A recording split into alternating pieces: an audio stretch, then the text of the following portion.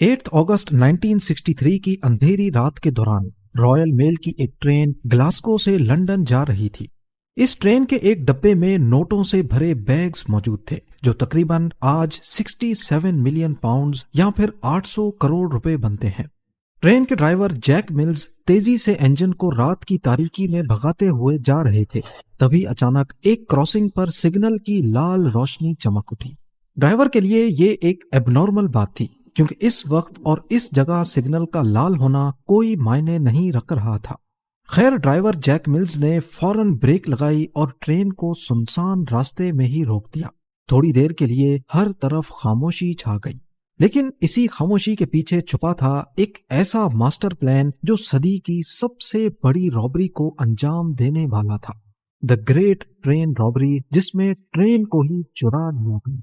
ये बात किसी फिल्म की कहानी लगती है, लेकिन रियल लाइफ में भी डाकुओं ने सस्पेंस से भरी प्लानिंग की और ब्रिटेन की सरकारी ट्रेन से लाखों पाउंड्स लूट लिए, और वो भी बगैर एक भी गोली चलाए। सब कुछ महीनों पहले शुरू हुआ जब लंदन के चंद जाने माने क्रिमिनल्स एक नए कारनामे को अंजाम देने के लिए सर जोड़कर बैठ गए।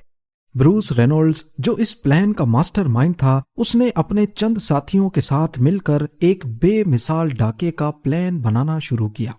उसके पास ब्रिटेन की national post service royal mail की एक सीक्रेट मालूमात थी। ये सीक्रेट मालूमात उसको रॉयल मेल के ही एक सीनियर सिक्योरिटी ऑफिसर से मिली थी जिसका नाम किसी को भी मालूम नहीं था। मालूमात ये थी कि ग्लासगो से लंदन जाने वाली ट्रेन में एक खास डब्बा होता है जिसे हाई वैल्यू पैकेजेस या फिर HVP भी कहा जाता है। उसमें एक खास दिन पर बहुत ज्यादा रकम जाने वाली थी और उनको इसी डब्बे को लूटना था।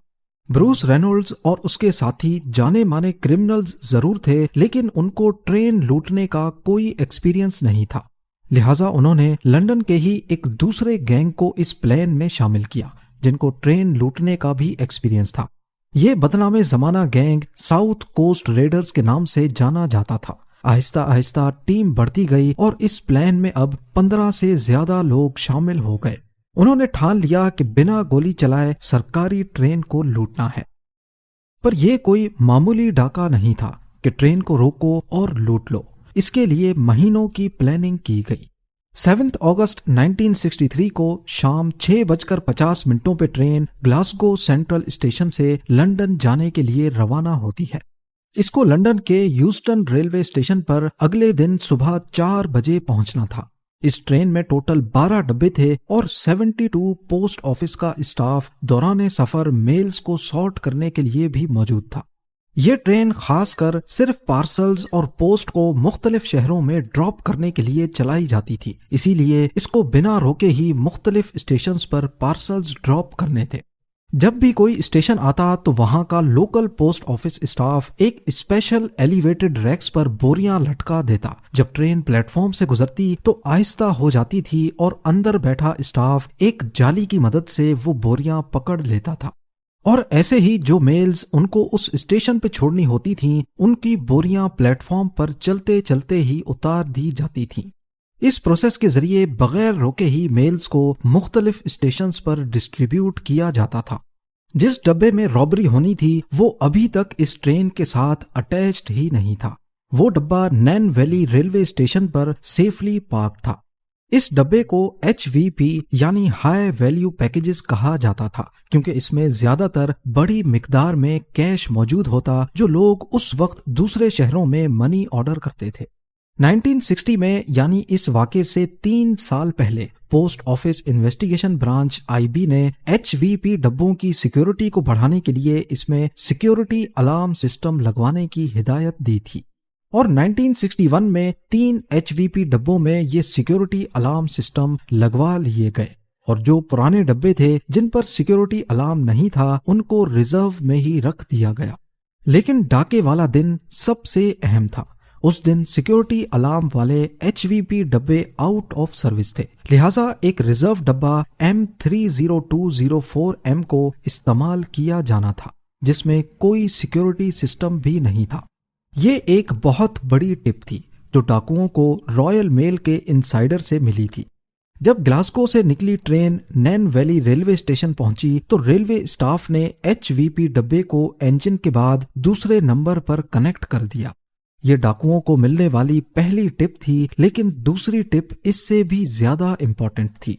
نارملی HVP ڈبوں میں 3 لاکھ پاؤنڈز کے قریب پیسے ہوتے تھے، لیکن کیونکہ پچھلا ہفتہ بینک ہالیڈے ویکینڈ تھا، اسی لیے ڈاکے والے دن اس میں 3 ملین پاؤنڈز کے قریب کیش موجود تھا، اور یہ تھی ٹپ نمبر 2۔ یعنی جو اتفاق آج کے دن ہوا وہ شاید سالوں میں ایک بار ہوتا ہوگا۔ 12 گنا زیادہ پیسے بھی جا رہے ہیں، اور اتفاق سے سیکیورٹی الارم والا HVP ڈبہ بھی خراب تھا۔ پر ڈاکوؤں کے لیے یہ کوئی اتفاق نہیں تھا، وہ لوگ اسی دن کے لیے کئی مہینوں سے پلاننگ کر رہے تھے۔ خیر، ٹرین HVP ڈبے سمیت نین ویلی اسٹیشن سے روانہ ہو گئی۔ رات کا وقت ہو چکا تھا اور ٹرین کے ڈرائیور 58 سالہ جیک ملز تیزی سے اپنی منزل کی طرف ٹرین کو لے کے جا رہے تھے۔ وہاں ڈاکوؤں کا ٹولہ بھی ریلوے ٹریک کے پاس جھاڑیوں میں گھات لگائے بیٹھا تھا۔ ان کی پلاننگ بالکل پرفیکٹ تھی۔ 8 اگست 1963 رات 3 بجے کے قریب ڈاکوؤں کے ایک گروپ ممبر نے سیئرز کراسنگ کے سگنل کے ساتھ چھیڑ چھاڑ شروع کر دی۔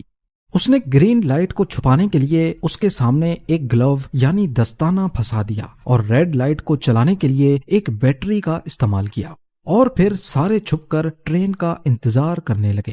ٹرین جب سیئرز کراسنگ کے پاس پہنچی تو ڈرائیور یہاں پر ریڈ لائٹ دیکھ کر کافی حیران ہوا، کیونکہ نارملی اس کراسنگ پر ٹرین کو روکا نہیں جاتا، خاص کر رائل میل کی ٹرین کو۔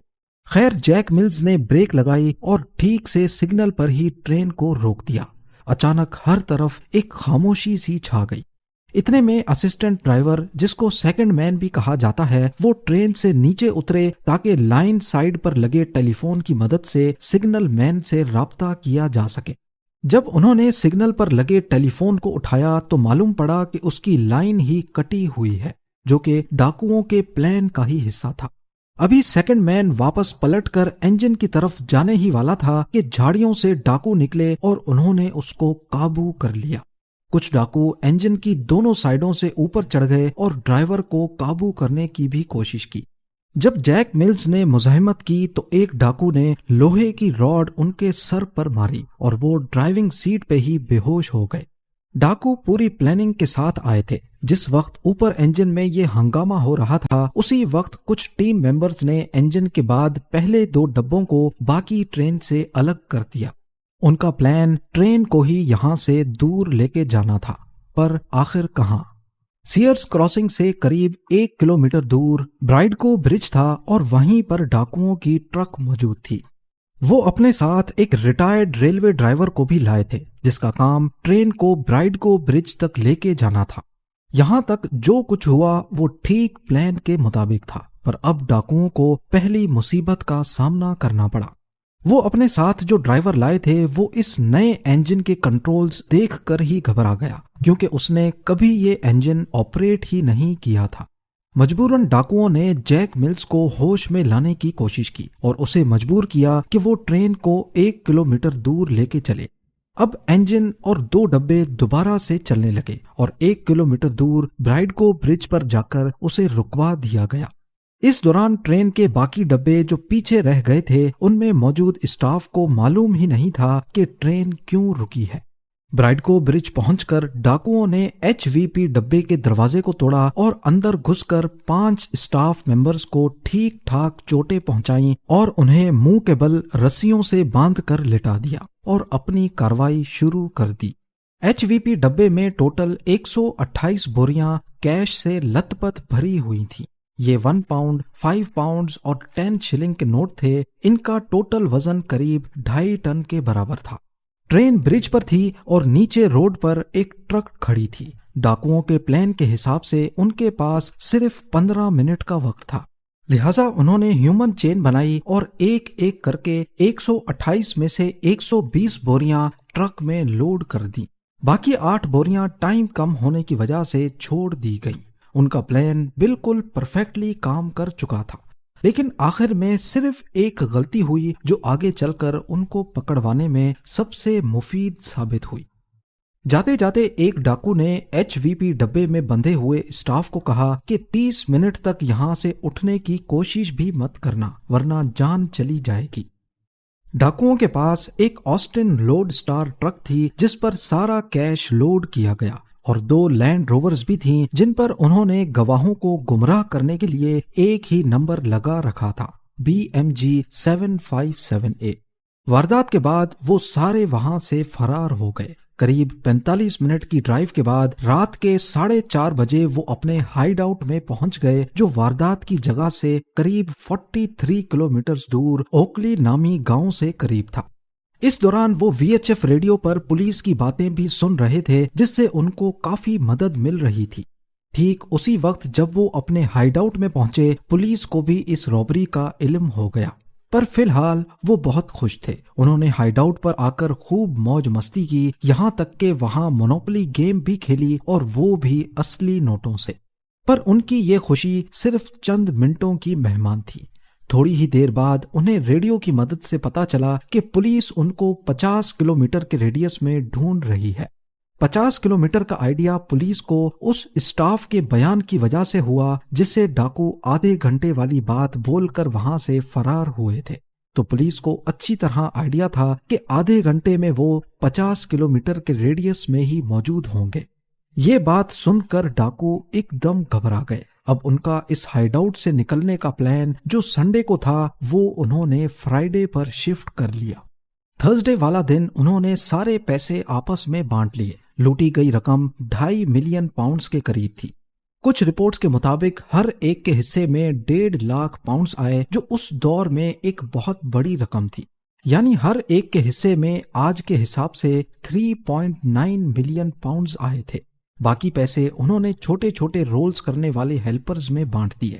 انہوں نے فرائیڈے سے پہلے ہائیڈ آؤٹ میں ہر ایک چیز سے اپنی فنگر پرنٹس مٹائیں اور ایک شخص کو ڈیوٹی دی کہ ان کے جانے کے بعد وہ ہائیڈ آؤٹ کو ہی جلا دے تاکہ پولیس کو کوئی ثبوت ہی نہ مل سکے۔ اس نے پیسے تو لے لیے لیکن ہائیڈ آؤٹ جلائے بغیر ہی فرار ہو گیا۔ اس دوران پولیس انہیں پورے بکنگم شہر ایریا میں ڈھونڈ رہی تھی۔ ہیلی کاپٹرز شہر کے اوپر گھوم رہے تھے، جگہ جگہ پولیس کی گاڑیاں دوڑ رہی تھیں اور نیشنل میڈیا پر ایک بوال سا مچا تھا۔